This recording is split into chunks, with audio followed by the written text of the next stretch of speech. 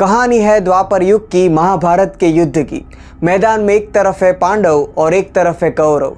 युद्ध को जीतने के लिए दोनों तरफ से कई छल अपनाए जाते हैं। कृष्ण की बात करें तो उन्होंने युद्ध में हथियार तो नहीं उठाए, मगर धर्म की रक्षा के लिए कुछ ऐसे छल किए जो बड़े अनोखे थे। वो घटोत्कच को रात में युद्ध भूमि में लाने की चाल चलनी हो या काल यवन को बिना युद्ध किए मारने की प्लानिंग हो, पूरे महाभारत काल के दौरान कृष्ण ने ऐसी नीति अपनाई जो आज पावरफुल मैनेजमेंट कॉन्सेप्ट्स मानी जाती है। आजकल छोटी छोटी कंपनीज से लेकर एप्पल जैसी बड़ी कंपनीज और पॉलिटिक्स हर जगह पर इसका उपयोग किया जाता है। अपॉर्चुनिटी ढूंढने में कृष्ण बड़े माहिर थे और इस तरह उन्होंने बिना बल के उपयोग किए केवल बुद्धि से ही युद्ध को जीत लिया।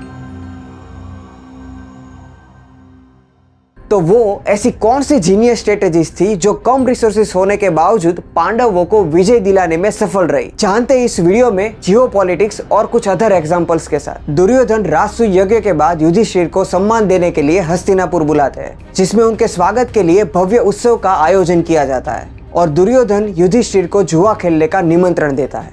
युधिष्ठिर इस निमंत्रण को एक्सेप्ट कर लेते हैं और हस्तिनापुर की राज्यसभा में जुए का खेल खेला जाता है, जहां वो एक के बाद एक पहले अपनी संपत्ति, अपना राज्य और यहाँ तक कि द्रौपदी को भी खो देते हैं। हालांकि अगर युधिष्ठिर चाहते तो उस जुआ को वो बीच में छोड़ सकते थे, मगर उन्होंने अपना नैतिक कर्तव्य नहीं छोड़ा और इसका नतीजा ये निकला कि उन्हें इसकी बड़ी कीमत चुकानी पड़ी। मगर इसके ऑपोजिट कृष्ण मानते हैं कि अगर नैतिकता और अपने हितों की रक्षा का प्रश्न आए तो यहाँ सबसे पहले अपने तथा अपने लोगों की हितों की रक्षा के बारे में सोचना चाहिए। प्रेजेंट के एक एग्जाम्पल से समझे तो पाकिस्तान समय समय पर कश्मीर के मुद्दे को यूएन में उठाता रहता है, मगर भारत इसे दोनों देशों के बीच का मुद्दा मानता है। 2014 में भी पाकिस्तान ने कश्मीर के मुद्दे को यूएन में उठाया, जिसमें उसने कहा कि कश्मीर की कई पीढ़ियां कब्जे में रही है और वहां उन्हें हिंसा का सामना करना पड़ा है, जिसकी वजह से वहां के लोगों का बेसिक ह्यूमन राइट्स का हनन हुआ है। उसने कहा कि पाकिस्तान सभी मुद्दों को सुलझाने, कॉमर्शियल एंड इकोनॉमिक्स रिलेशंस को कायम बनाए रखने में विश्वास करता है। तब प्रधानमंत्री मोदी जी ने ट्वीट करके फटकार लगाते हुए पूरी दुनिया को बताया कि हम भी पाकिस्तान के साथ दोस्ती को बढ़ावा देना चाहते हैं, मगर हम यह बात तभी कर सकते हैं जब पाकिस्तान टेररिज्म को खत्म करने में साथ दे। यहाँ पर दोस्ती मोरालिटी है, लेकिन इससे भी इम्पोर्टेंट है देश की रक्षा।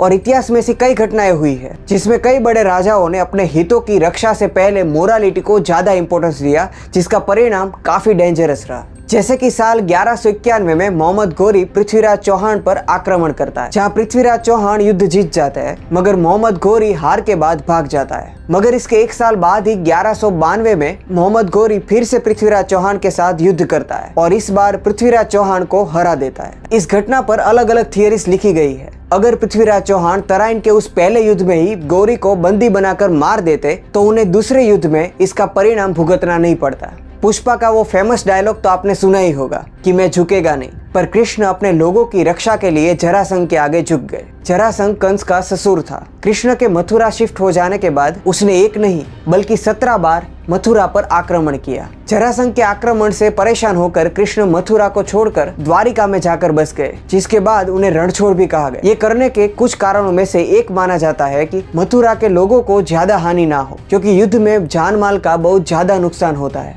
और वह अपने लोगों को बचाना चाहते हैं। और ऐसी उनकी बहुत सारी स्ट्रेटेजीज होती थी, जैसे कि स्वॉट कॉन्सेप्ट। आजकल छोटी छोटी कंपनीज से लेकर एप्पल जैसी बड़ी कंपनीज और पॉलिटिक्स हर जगह पर इसका उपयोग किया जाता है, जिसमें अपनी स्ट्रेंथ को पहचाना जाता है, कॉम्पिटिटर्स की वीकनेस पर वार किया जाता है और इसके लिए सही टाइम यानी अपॉर्चुनिटी देखकर प्लानिंग की जाती है और थ्रेट्स का उपयोग किया जाता है, जिसको कृष्ण ने कैसे अपनाया आगे कुछ एग्जाम्पल्स के साथ समझते हैं। कृष्ण ने अपनी और कौरव दोनों की स्ट्रेंथ को देखा।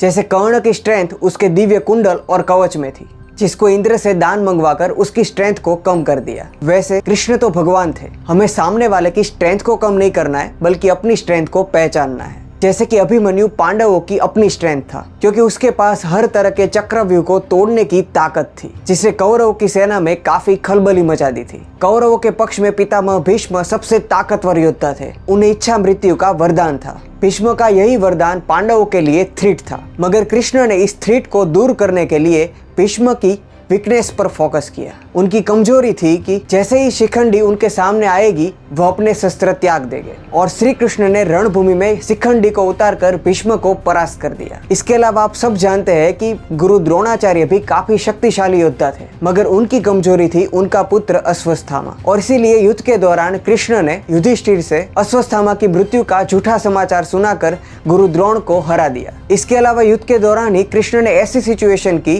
जिससे कौरवों ने रात में युद्ध को शुरू कर दिया। ये अपॉर्चुनिटी देखकर कृष्ण ने भीम से उनके राक्षस पुत्र घटोत्कच को बुलाने का सुझाव दिया। इससे दो फायदे हुए। पहला ये कि रात के समय राक्षसों की शक्ति ज्यादा हो जाती है, जिससे घटोत्कच ने कौरवों की सेना में भारी तबाही मचा दी। और दूसरा फायदा ये हुआ कि इंद्र ने कर्ण को एक अमोघ अस्त्र दिया था जिसका इस्तेमाल वो एक ही बार कर सकता था, और वो अस्त्र जिस भी योद्धा का नाम लेकर छोड़ा जाएगा वो अस्त्र उसे मार देगा। कृष्ण ये बात जानते थे कि कर्ण इस शस्त्र का उपयोग अर्जुन को मारने के लिए करेंगे, इसलिए उन्होंने घटोत्कच को रणभूमि में उतारकर उस शस्त्र का उपयोग घटोत्कच पर करवा दिया। अपॉर्चुनिटी ढूंढने में कृष्ण बड़े माहिर थे, जैसे कि उन्होंने कालयवन जैसे राक्षस का वध भी खुद नहीं किया था, बल्कि मुचकुंद नाम के एक राजा के पास करवाया। मुचकुंद जब राज्य करते करते थक गए तो धौलागढ़ की गुफाओं में जाकर सोए थे। जब जरासंध के साथ मिलकर कालयवन ने मथुरा पर आक्रमण किया तो कृष्ण पीछे हट गए। कालयवन ने कृष्ण का पीछा किया और कृष्ण उसी गुफा में उन्हें ले गए जहाँ पर मुचकुंद सो रहे थे। कालयवन ने अंधेरे में बिना देखे मुचकुंद को कृष्ण समझकर जगाया